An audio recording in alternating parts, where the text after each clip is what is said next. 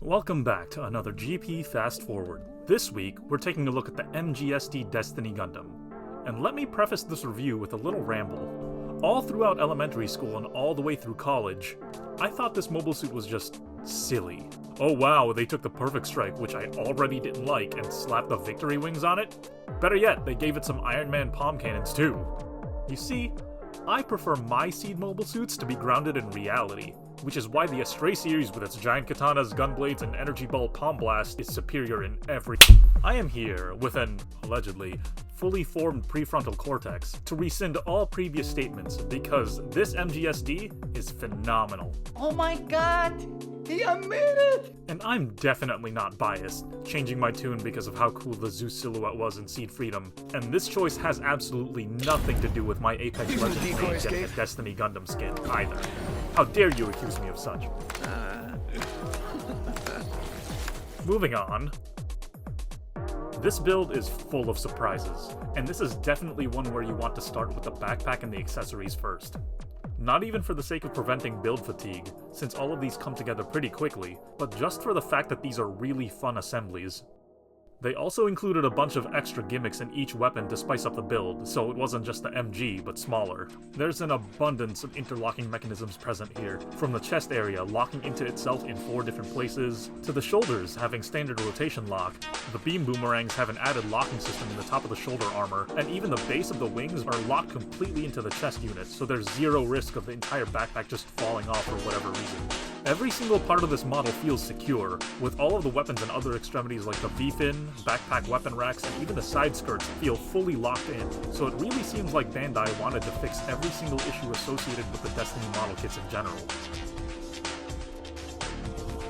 With all of these locking gimmicks, you'd be correct in assuming this thing handles like a high-quality action figure.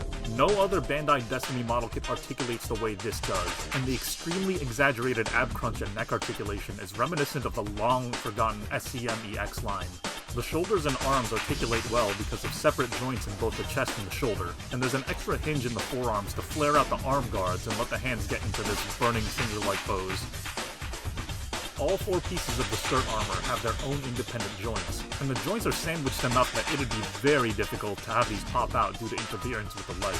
While we're here, the undersides of the skirt armor aren't just hollow either. The legs also have fully featured sliding operation gimmicks present as well, and the feet have full articulation breaks in the toes and the heels. There's even faux piston detailing all throughout the joints. I also don't exactly remember if any of the other MGSDs had this, but the cockpit hatch here actually has an opening gimmick. With all of these features combined, this was actually the most fun I've had in a while messing around with a Gundam type. Now, let's take a look at the accessories. The beam rifle is pretty standard fare, with a swiveling sight lens and a foregrip, and even has a static tab to store it on the rear skirt. The anti-beam shield is also pretty simple, with just a single stationary tab for mounting and an expanding gimmick. The long-range beam cannon is surprisingly so much more detailed than the master grades, with a fully omnidirectional handle and a small expanding front barrel gimmick. On the opposite weapon rack, the Arendite is largely the same as all the other iterations, with the same flip-open gimmick and beam effect slots, but now that sword tip can extend. The beam boomerangs now have a flip-open handle for better articulation, with beam options for both long and short, but the real beauty is in the shoulder armor themselves, being able to click into place to hold the boomerangs. It makes for a great accessory that doesn't whiff out of the window while I'm driving. That is a good idea. While not an external accessory proper, we've gotta mention the Palma Filchina, since Bandai made an actual genius decision here where the weapon holding tabs fold back into the hands to reveal the palm cannons. The tabs on these are extra sturdy as well, and are strong enough to let the Destiny hold the iconic Obari sword pose with no issues whatsoever. Finally, the wings. They come together really quickly as they forego the separating and auto-deploy gimmick of the inner fins, but there's an added extra break in the top armor, and these unreal beam effects. I don't think I've ever encountered beam effects this large and sturdy before, but we'll admit that they're a little finicky to get in. They're also made of that specific UV reactive plastic that Bandai's been using lately. And yo! We really should make it standard practice to put whatever kit we're working on under a black light just to see if there are any hidden gimmicks there. I used to find the whole blue sword on the right, green cannon on the left, red-black backpack combination kind of boring. but this kit makes each one interesting and sturdy enough to be pretty fun to mess with. All of the MGSDs so far have come with Tetron seals for all of the markings, and while we could wait for a G reworked waterslide sheet, we went ahead and put all these on anyway. But the detailed look just isn't complete without panel lining. This model in particular comes with a lot of those raised edges that look like they'd have good panel lines, but end up looking a little messy and inconsistent if you're not careful. So, we decided to try our hand at lightly scribing all of these areas to make our own. As you can see here on the shield, the difference is pretty noticeable, and it really does a lot to make the details, especially with all of this gray armor, pop. Also, be extra careful with the panel lining here on the V-fin crest. Of course, this is all up to personal preference, so here's a side-by-side of what the model looked like before and after the detailing. Now, we know there's a certain stigma around the MGSD line, especially with the announcement of the MGSD Kshatriya, where people wonder why Bandai didn't just make an MG in the first place.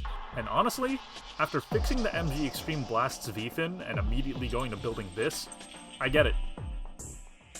I understand that engineering, logistics, and production costs, coupled with the possibility of people complaining about oversaturation of a single mobile suit, are all risks. But in this case, the Destiny Extreme Blast feels like just a slight step above some of the Seed Freedom HGs. And while it's cool and all, you can't even begin to compare these two effect parts, much less everything else. Hopefully, whatever MG is next takes all of the cool little engineering quirks we've grown to love in these current releases and expands on them. We also know that the Ariel and the Barbados caught a lot of flack for their eye lenses having a tendency to pop out, but it seems like there's no issue here. I didn't cement these in, and I actually sanded the nubs off using a glass file, but so far, these have stayed completely snug in there. It's really weird to say it, but this is somehow the definitive Destiny Gundam kit right now. The RG has its charms, but has issues staying together, and the MG definitely shows its age in every department. And the HG Revive is good and appreciated, especially the high Navescent Flux colors, but it's still just an HG. As far as rating this kit, I want to give it a high 9.5 out of 10 or a 10 out of 10, if not for the fact that all of this engineering would have been amazing in a Destiny Gundam 2.0 or an MGEX. But who really knows what Bandai has up their sleeves? An MG Kshatriya would undoubtedly have been a triple platinum model kit, but for the sake of this video, would you have been fine with another new Destiny Gundam Master Grade over this? Or would you rather have had a different mobile suit join the MGSD line entirely? I know what my picks would have been.